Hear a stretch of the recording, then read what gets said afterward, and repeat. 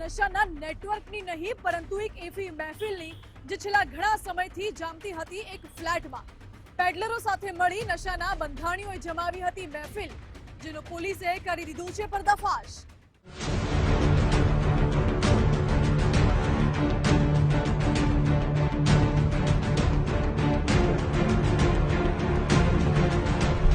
ભાઈ, તમે જગ્યાની ચિંતા ના કરો, તમે ડ્રગ્સ મંગાવી લો અને પાર્ટી કરવી હોય એ લોકોને બોલાવી લો।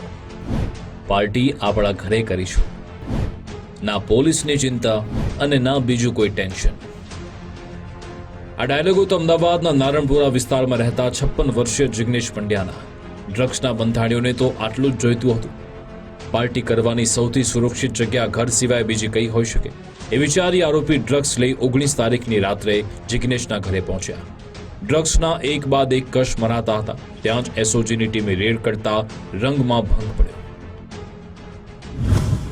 અમદાવાદમાં મકાનમાં ચાલતી ડ્રગ્સ પાર્ટીનો પર્દાફાશ।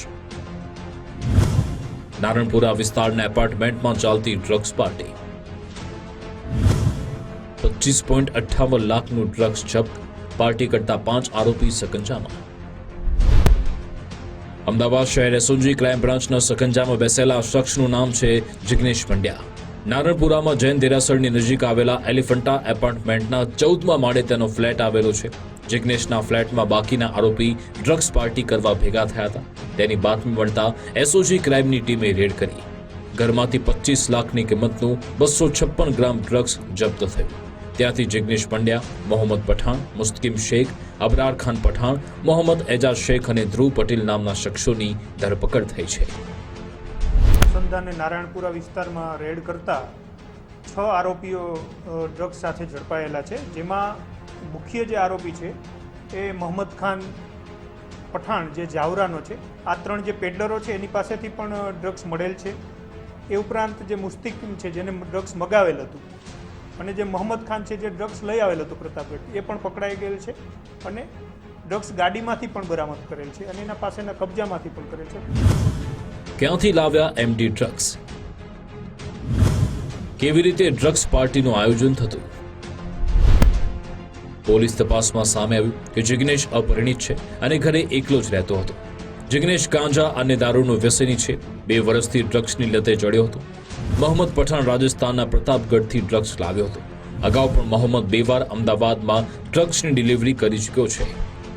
જિગ્નેશ પોતાના ઘરે ડ્રગ્સ પાર્ટીનું આયોજન કરતો, આરોપીઓને ડ્રગ્સ પાર્ટી માટે બોલાવતો। પોતાના ઘરે એક પાર્ટીના આયોજન માટે જિગ્નેશ 1000 રૂપિયા લેતો। મુસ્તકીમે રાજસ્થાનના મોહમ્મદ પઠાણ પાસે ડ્રગ્સ મંગાવ્યું હતું। તેના અનુસાર મોહમ્મદ ડ્રગ્સ લઈ નારણપુરા આવ્યો હતો। આવી રીતે આરોપીઓએ અગાઉ 2 વાર જિગ્નેશના ઘરે ડ્રગ્સ પાર્ટી યોજી હોવાનું તપાસમાં ખુલ્યું।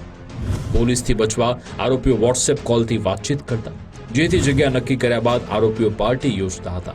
તમામ આરોપીઓ છેલ્લા 2 વર્ષથી એકબીજાના સંપર્કમાં હતા અને પોતાના ઘરે અવારનવાર આ રીતે દારૂની પાર્ટી કરતા હોય અને જે આવા પેડલરોના સંપર્કમાં હોય અને આ પ્રકારે પોતાની ઘરે બોલાવી અને ડ્રગ્સનું પણ આ રીતે પાર્ટી કરવાનું એને પકડાઈ ગયેલ છે। મોસ્ટ ઓફ આ લોકો વોટ્સએપ કોલનો ઉપયોગ કરતા હતા કે જેથી કરીને એને ટ્રેસ આઉટ ન કરી શકાય। અને બીજું જે માહિતી છે એ એન્ડ ટાઈમે આપતા હતા કે ભાઈ તમે અહીંયા મળો, અને ત્યાં મળે એટલે એક જ ગાડીમાં આ લોકો બધા ભેગા થઈ અને કોઈ જે નક્કી કરેલી જગ્યા છે ત્યાં જતા હોય છે। મોહમ્મદ ખાન છે જે મેઇન આરોપી, જે આપણો ડ્રગ્સ પ્રતાપગઢથી લઈ આવેલો, એને કોઈ મેરેજ ફંક્શનમાં મુસ્કીમ મળેલો અને મુસ્કીમ ત્યારથી એના સંપર્કમાં અને આના પહેલાં પણ 2-3 વખતે અહીંયા માલ દેવા માટે આવી ગયો એવું જણાય છે।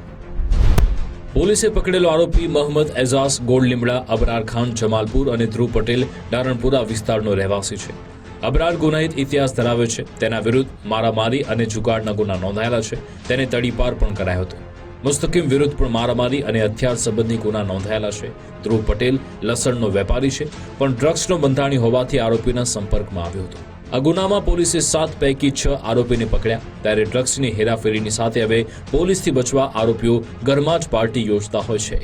ત્યારે રાજસ્થાનનો મોહમ્મદ અમદાવાદમાં અન્ય કોને ડ્રગ્સ સપ્લાય કરતો હતો અને કયા વિસ્તારમાં ડ્રગ્સની હેરાફેરી થાય છે તે દિશામાં એસઓજીની ટીમે તપાસ તેજ કરી છે। અર્પિત દરજી, ગુજરાત ફર્સ્ટ, અમદાવાદ।